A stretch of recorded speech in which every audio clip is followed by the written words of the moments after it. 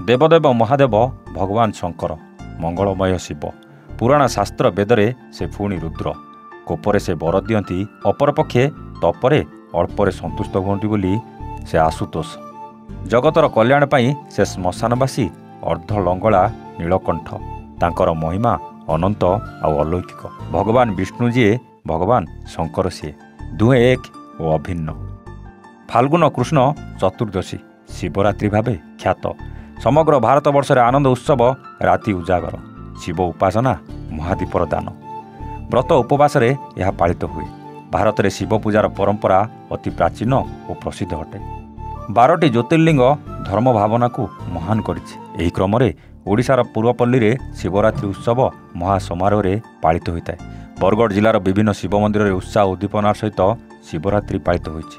महाशिवरात्रि उपलक्षे बरगढ़ उपखंड में अवस्थित राणी सती मंदिर में बाबा को क्षीराभिषेक करा जायतिला।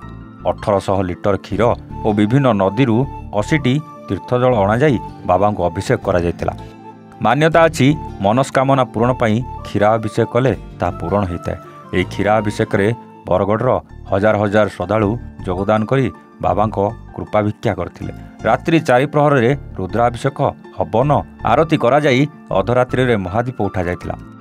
पंडित रंजन दास पंडित चित्तरंजन दास पंडित रोशन पूजा कार्य संपादन करथिले और स्वस्ति की कर्ता दायित्व तुलाइथिले रमेश चांडक मनोज अग्रवाल भवानी शंकर अग्रवाल विष्णु अग्रवाल और चंद्रशेखर अग्रवाल।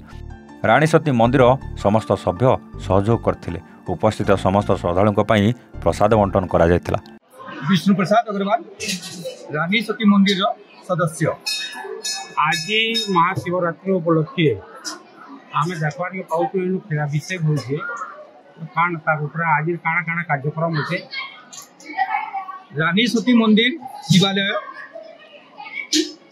2015 रु स्थापित है।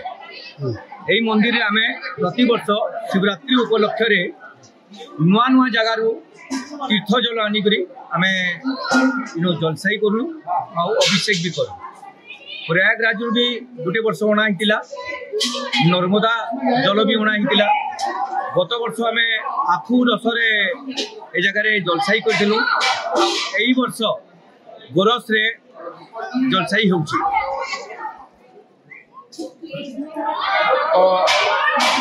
उद्देश्य कौन आमर उद्देश्य अच्छी विश्व शांति भारत वर्ष जो सनातनी हिंदू भाई माने अच्छा समस्त मंगल जो व्यक्ति भी निजर मन में कौन प्रकार आकांक्षा रखुची भगवान मानसिक रखी कार्यक्रम द्वारा से तार मानसिकता पूरा करू।